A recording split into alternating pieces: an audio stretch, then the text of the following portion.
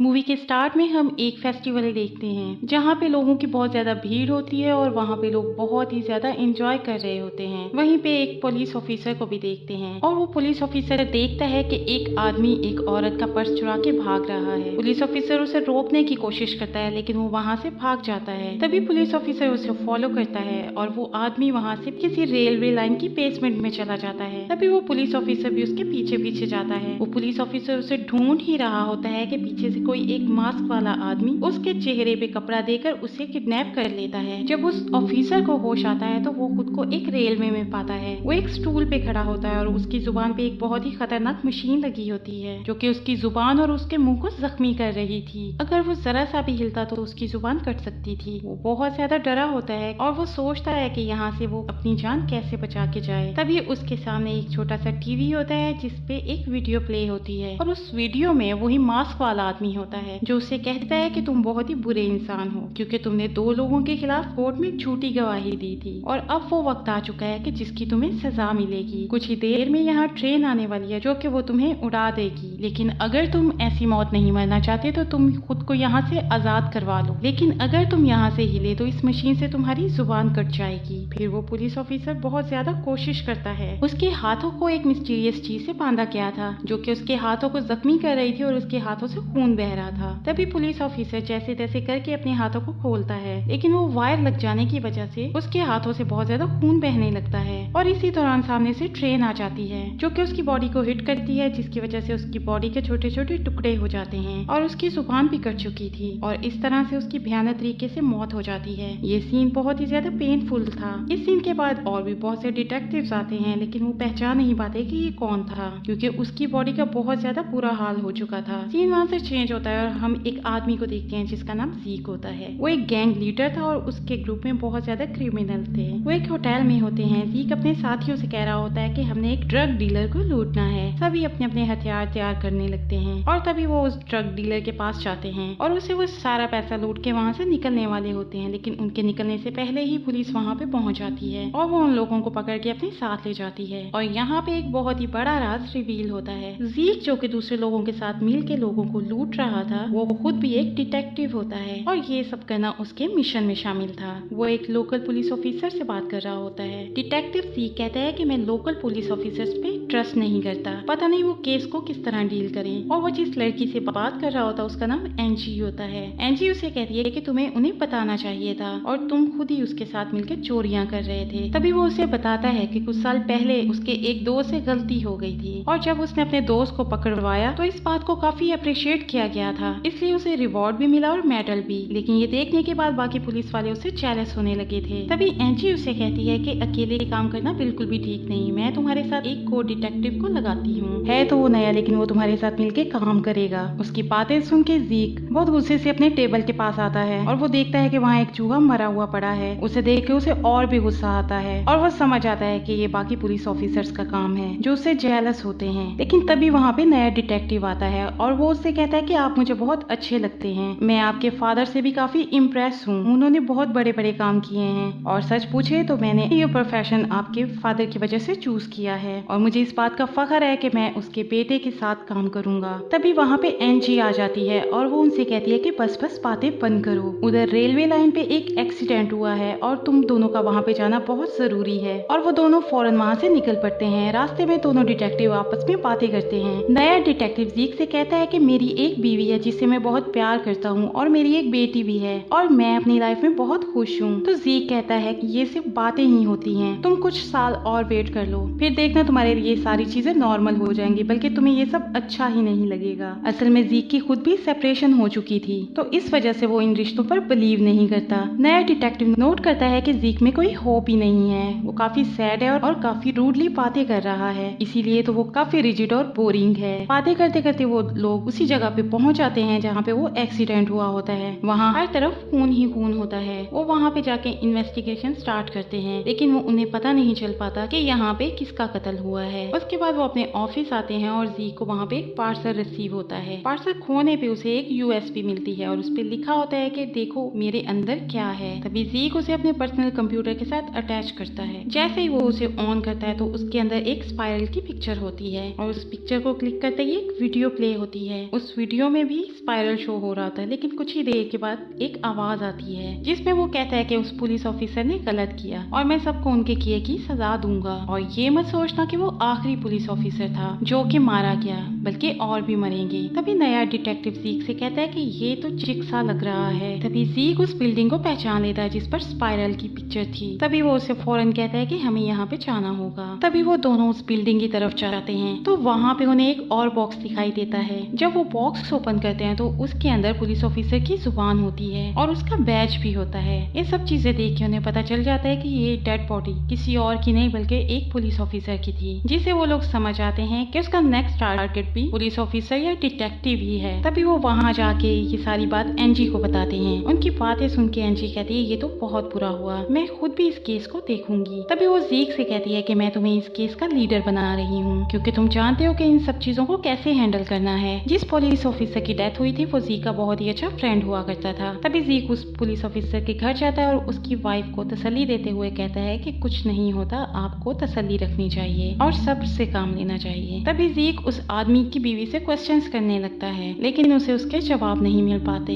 तभी वो उसकी बीवी से कहता है कि आप मुझे उसके इस्तेमाल की कुछ चीजें दे सकती हैं, जैसे कि लैपटॉप और बाकी इस्तेमाल की चीजें। वहाँ पे उसकी अपनी एक्स वाइफ भी आई होती है लेकिन वो उससे कोई बात नहीं करता और वो अपने घर वापस आ जाता है और वहाँ पे उसके फादर पहले से मौजूद होते हैं। तभी वो अपने बेटे से उस केस के बारे में डिस्कस करता है कि मुझे बताओगे कि ये कैसा केस है और इसमें कौन कौन इन्वॉल्व है। तभी हम देखते हैं कि ज़ीक अपने फादर के साथ भी रूड होता है और इनका आपस में रिलेशन भी कुछ अच्छा नहीं था। ज़ीक चाहता था कि उसके फादर उसे समझे, उससे बातें करें, लेकिन उसके फादर जरा भी अंडरस्टैंडिंग नहीं थे और ना ही वो उसे टाइम देते थे। ज़ीक विंडो की तरफ देखता है और उसे याद आता है कि इसने एक पहले भी केस सॉल्व किया था जब उसके कोवर्कर डिटेक्टिव ने एक विटनेस को मार दिया था। ये कह करके इसने मुझ पे अटैक किया है, लेकिन ज़ीक इस बारे में सब जानता था और ज़ीक ने उसे पकड़वा दिया था और इसके बाद वो फिर से केसेस पर काम करने लगे थे। यानी कि ज़ीक की सिर्फ यही लाइफ थी क्योंकि वो अपनी जॉब के साथ सिंसियर भी था। यहाँ पे सीन चेंज होता है और हम तो पुलिस ऑफिसर्स को देखते हैं जो कि एक सीसीटीवी फुटेज देख रहे होते हैं उसी डिटेक्टिव की जो कि उस चोर के पीछे जा रहा था। अब उनमें से एक पुलिस ऑफिसर उस ड्रग डीलर का पीछा करने लगता है, लेकिन ये बात वो ज़ीक को नहीं बताता।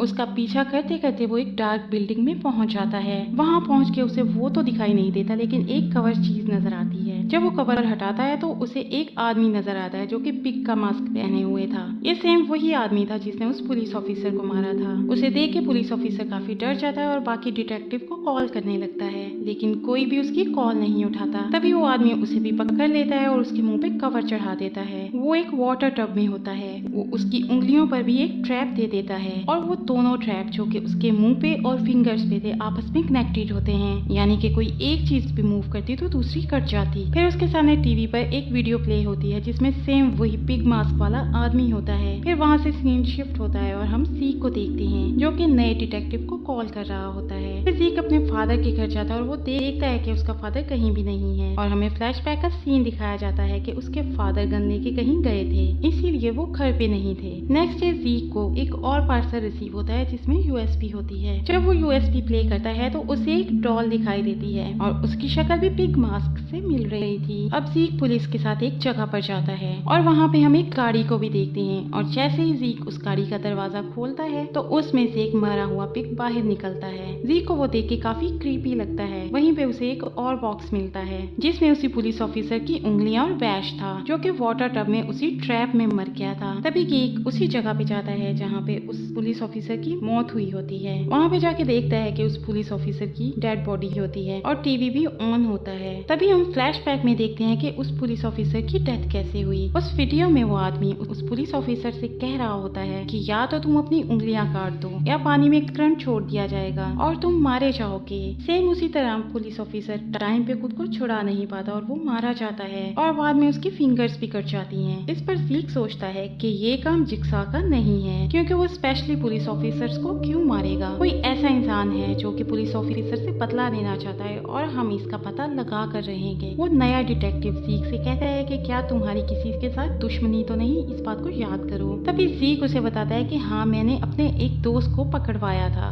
क्योंकि उसने एक विटनेस को मार दिया था। वो अब आजाद हो चुका था और ज़ीक उससे मिलने के लिए दोबारा जाता है। वो एक चर्च में था और एक चर्च को सर्व कर रहा था। तभी ज़ीक उससे सवाल करता है कि क्या उनसे जो मैंने देखा और सुना वो सच था। तभी वो आदमी उसे कहता है कि हाँ, ये बात सच है, उस दिन मैंने बहुत गलत किया, मुझे उसे नहीं मारना चाहिए था। तभी ज़ीक दोबारा से अपने फादर के पास जाता है लेकिन उसके फादर उससे फिर नहीं मिलते। तभी वो अपने फादर को बहुत ज्यादा कॉल्स करता है, मैसेजेस करता है, लेकिन उसे कोई रिस्पॉन्स नहीं मिलता। अगले दिन ज़ीक जब पुलिस स्टेशन जाता है तो वो देखता है कि आज नया डिटेक्टिव भी नहीं आया होता और उसके साथ ज़ीक को एक और बॉक्स मिल जाता है। जब वो उस बॉक्स को ओपन करता है तो उसमें वही पिग मास्क होता है और उसके साथ एक बॉडी भी होती है जिसपे एक टैटू बना होता है, साथ ही इंक भी होती है और ऐसा लगता है कि जैसे वो ब्लड हो। और उस बॉक्स में एक लेटर भी मिलता है जिसमें लिखा होता है कि जब तुम बिजी होगे लोगों को बचाने में तो मैं तुम्हारे बॉस को पकड़ लूंगा। ज़ीक नोटिस करता है कि वो स्किन उसी नए डिटेक्टिव की थी क्योंकि उस बॉडी पे जो टैटू बना हुआ था वो नए डिटेक्टिव के बाजू पे था।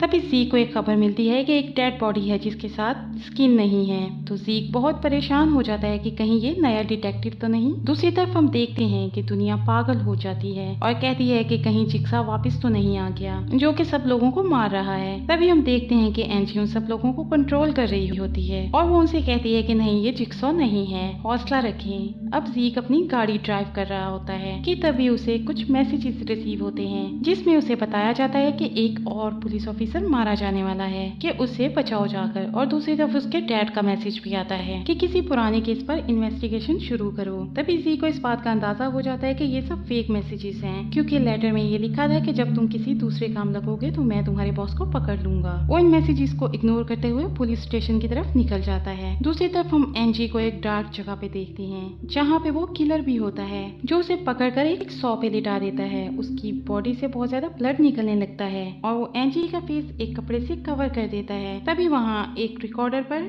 ऑडियो प्ले होता है जिसमें एनजी के लिए मैसेज होता है। इस रिकॉर्डर में बोला जा रहा होता है कि आज तक एनजी तुमने बहुत सारे केसेस सॉल्व किए हैं, उनमें कुछ क्रिमिनल भी होंगे और कुछ इनोसेंट भी, जो कि कुछ मारे गए और कुछ को जेल भेज दिया गया। जो इनोसेंट थे जिन्हें तुमने मार दिया या जेल भेज दिया या उनके बारे में कुछ बोल नहीं सकी या उनकी फेवर नहीं कर सकी तो इसके बदले में तुम्हें सजा मिलेगी। अब तुम्हारे पास दो ऑप्शन है, या तो तुम अपनी बैकबोन को 100 के साथ लगाओ और इसे पुश करो ताकि ये कट जाए, या दूसरा ऑप्शन तुम्हारे पास ये है कि तुम्हारे फेस पे गरम गरम वैक्स लगा दी जाए और इससे तुम्हारे फेस की स्किन उतर जाएगी। लेकिन इससे पहले एनजी को जो टास्क दिया जाता है खुद को छुड़वाने का, वो खुद को छुड़वा नहीं पाती और टाइम ज्यादा हो जाने की वजह से वैक्स उसके मुंह पे गिरती है और वो मारी जाती है। ज़ीक वहाँ जाके सीसीटीवी फुटेज चेक करता है और ज़ीक वहाँ देखता है कि उस फुटेज में 13 मिनट की वीडियो गायब है, यानी कि किसी ने उसके साथ छेड़छाड़ की है। अब ज़ीक देखता है कि किन किन पुलिस ऑफिसर्स के अकाउंट एक्टिव हैं, क्योंकि जिसका अकाउंट एक्टिव है उसी ने छेड़छाड़ की होगी। फिर वो देखता है कि जिस साथी को उसने पकड़वाया था और जिसने विटनेस को मार दिया था उसका अकाउंट एक्टिव है, जबकि वो पुलिस में नहीं था। और दूसरी तरफ एक और पुलिस ऑफिसर आता है और वो ज़ीक से कहता है कि तुम्हारे फादर का अकाउंट भी एक्टिव है। ज़ीक को ये बात बिल्कुल भी अच्छी नहीं लगती क्योंकि उसके फादर जैसे भी थे लेकिन वो उनके खिलाफ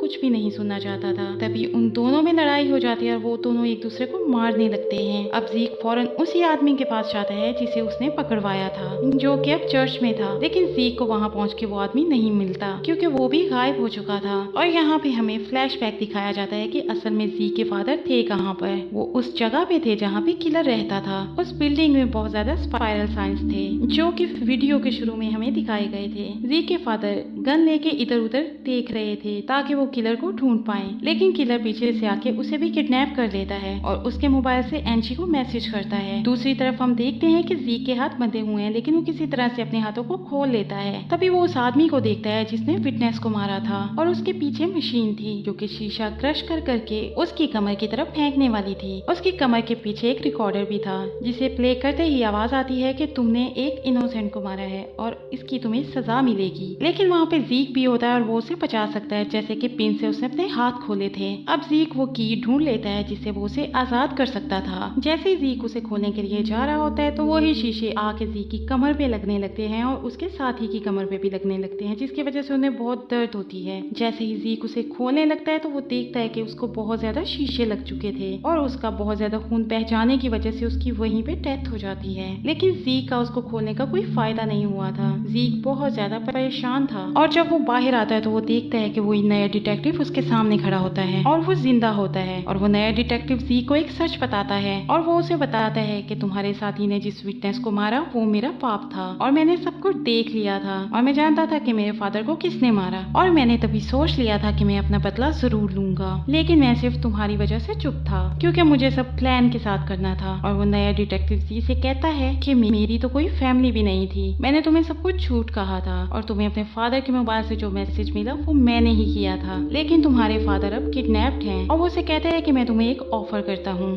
क्या तुम मेरे साथ शामिल होगे? और ज़ीक को मजबूरन उसको हाँ करनी पड़ती है क्योंकि उसे अपने डैड को बचाना था। नया डिटेक्टिव फिर से मासूम बन जाता है। तभी वो पुलिस को कॉल करता है और साथ में शूटिंग भी कर रहा होता है और पुलिस को कहता है कि यहाँ पे शूटिंग हो रही है। फिर उसके बाद वो नया डिटेक्टिव ज़ीक को गन देता है जिसमें एक ही गोली थी और फिर वो ज़ीक को उस कमरे में ले आता है जहाँ पे उसके फादर कैद थे और वो भी एक ट्रैप में थे और वो लटके हुए थे। और वो नया डिटेक्टिव ज़ीक को 2 ऑप्शन देता है। अब जैसा कि उस गन में सिर्फ एक ही गोली है, या तो तुम अपने फादर को बचा सकते हो या तुम मुझे मार सकते हो, और अगर तुमने अपने फादर को बचा लिया तो मैं तो उन्हें फिर भी मार दूंगा, और अगर तुमने मुझे मार दिया तो तुम्हारे फादर ट्रैप में वैसे ही मारे जाएंगे क्योंकि तुम्हारे फादर ने ही वो आर्टिकल बनाया था जिसको फॉलो करवाते हुए मेरे फादर को मारा गया। अब ज़ीक काफी ज्यादा सोचने के बाद उस ट्रैप पे शूट कर देता है जिसमें उसके फादर होते हैं। उसके फादर की जान बच जाती है। उसके बाद फौरन वो नए डिटेक्टिव की तरफ भागता है जो कि अब एक क्रिमिनल बन चुका था। वो उसे पकड़ लेता है और काफी ज्यादा मारता है। अब उस क्रिमिनल की कॉल की वजह से पुलिस तो वहाँ पे पहले ही आ चुकी थी और वो पुलिस फायर की आवाज सुन के अंदर आ जाती है, लेकिन दरवाजा लॉक होता है तो वो उसे नॉक करने लगते हैं। उस दरवाजे के साथ एक वायर कनेक्टेड थी जो कि ज़ीक के फादर के ट्रैप के साथ भी कनेक्टेड थी, जिसकी वजह से वो वायर टूट के स्ट्रेच होने लगती है और ज़ीक के फादर ट्रैप में फिर से हवा में लटकने लगते हैं। दूसरी तरफ हम उस पपी डॉल को भी देखते हैं जिसके हाथ में गन होती है, जैसे कि वो किसी पे गन पॉइंट कर रही हो, और इसी तरह ज़ी के फादर के हाथ में भी नकली गन आ जाती है और वो पुलिस पर पॉइंट करने लगता है, लेकिन वो जानबूझ के नहीं कर रहा होता